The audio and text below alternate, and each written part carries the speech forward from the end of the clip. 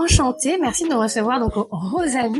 Avec plaisir. Tu vas nous raconter un petit peu tout ça parce que c'est quand même assez nouveau. Enfin, à Ajaccio, moi en tout cas, j'avais jamais vu. Raconte-nous tout. Alors, moi je suis issue d'un BTS NDRC et une licence pro entrepreneuriat. Et tout de suite après, j'ai monté le bar. Bon, l'entrepreneuriat n'est pas venu à ce moment-là. J'avais déjà une entreprise avant que j'avais ouverte pendant mon BTS où je faisais des jeux de société. Donc, de rien, on s'en rapproche. Et ouais, après, en fait, c'est venu vraiment d'une blague. C'est-à-dire que j'étais au café avec une amie et j'ai mon père qui m'a identifié sur un post Facebook en commentaire. La publication, c'était vraiment vente de fonds de commerce. Et je l'ai appelé, je lui ai dit, mais pourquoi faire? Il m'a dit, pourquoi pas? Genre vraiment, c'était juste ça. Il m'a dit, on sait jamais. Je dis, d'accord, mais pas de projet, rien. Et en fait, j'ai voulu aller au bout de la vanne, j'ai appelé le mec et j'ai repris le bar. Et après, il a fallu trouver quoi faire à l'intérieur. Et le but, c'était pas de faire un café comme on voit ailleurs. Comme tu disais, on n'en voit pas du tout des comme ça sur Ajaccio. Jamais. Et je voulais vraiment faire une petite bulle, un petit cocon dans lequel on peut se retrouver et qui change un peu de ce qu'on voit d'habitude. Donc un bar à céréales, ça n'existe pas sur Ajaccio. Non, c'est même pas sur la Corse. Bar à jeux, enfin, c'est très peu répandu. Vraiment, c'est très très peu répandu. Et pour le coup, je veux vraiment démocratiser le jeu de société parce que, mine de rien, c'est un peu tombé aux oubliettes avec tout ce qui est jeux vidéo, etc. Et je trouve que c'est vraiment un très bon moyen de reconnecter avec les gens, de vraiment échanger, de partager des moments ensemble. Et je trouvais que vraiment les deux concepts étaient hyper complémentaires.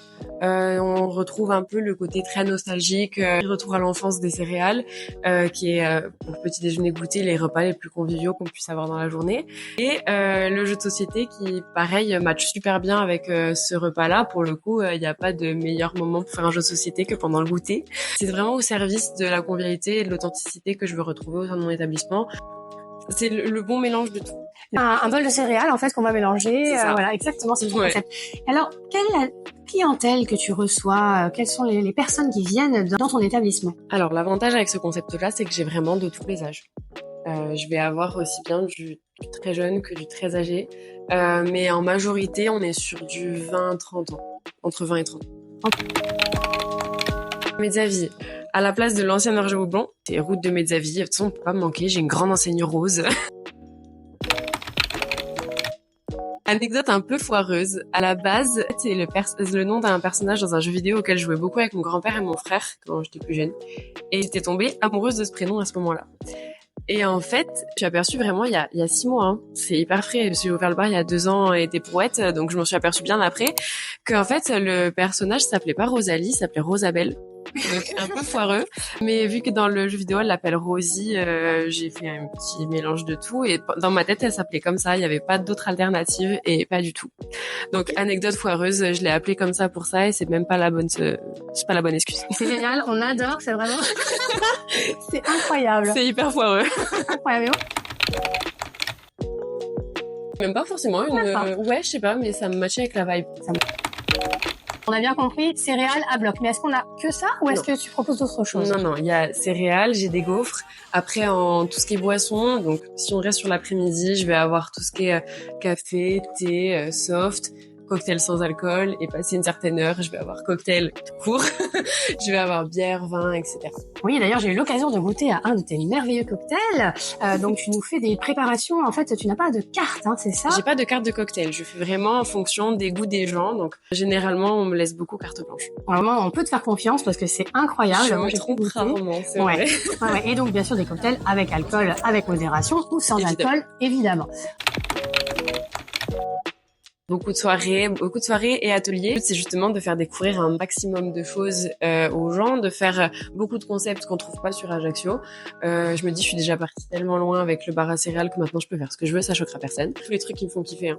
Donc, quels sont les derniers ateliers que tu as fait par exemple? J'ai fait atelier broderie, je fais atelier linogravure, j'ai fait des soirées astro tatou, j'ai fait atelier d'écriture, j'ai fait vraiment beaucoup de choses. La plupart du temps, c'est une demande en fait, généralement. Donc c'est soit la personne qui aimerait organiser l'atelier qui me le propose, soit on m'en parle. Genre là, par exemple, la cartomancie, c'est une proposition qui a été mise dans le bol à idées.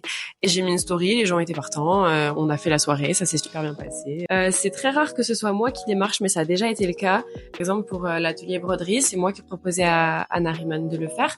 Oui, on voit qu'il y a donc peut-être une certaine sororité aussi qui s'installe entre les femmes. Ouais. Oui. Ouais.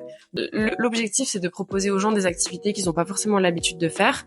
Donc, broderie, linogravure, etc. C'est vraiment tester des nouvelles choses. En plus, des trucs qui sont accessibles, hein, parce que pour le coup, le matériel pour la linogravure, le matériel pour la broderie, c'est pas des trucs hyper excessifs non plus.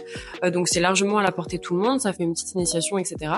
Faire découvrir aux gens des personnes et des savoir-faire. Et moi, mon objectif, c'est aussi de les mettre en avant, elles, leur proposer un nouvel endroit pour obtenir de la visibilité, pour vraiment montrer ce qu'elles savent faire et essayer de démocratiser un peu toutes ces activités qui sont hyper intéressantes. Voilà, c'est ce qu'on adore, nous, hein, avec Corsica au féminin. Évidemment, on veut mettre en lumière toutes ces femmes dont tu fais partie, qui ont des concepts innovants. Et voilà, force à les femmes, évidemment.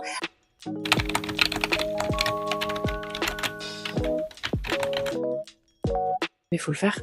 Enfin, je sais que généralement, le truc qui bloque, ça va être plus les doutes, etc. Faut arrêter de se poser des questions. Enfin, moi, si je m'étais posé des questions, j'aurais pas ouvert un bar à céréales sur Ajaccio. C'est vraiment l'idée la plus foireuse que j'ai pu avoir dans ma vie. Mais pour le coup, je suis là et ça fonctionne. Ça fait 2 ans que je suis là et si j'ai pu ouvrir un concept aussi foireux que celui-là, il y a pas de raison qu'on puisse pas ouvrir n'importe quoi, en fait. Et ben, c'est super. Donc, en gros, on va dire, passe à l'action. Ouais, c'est ça. Ok. Et ben, merci beaucoup, Lola, et à très bientôt. À bientôt.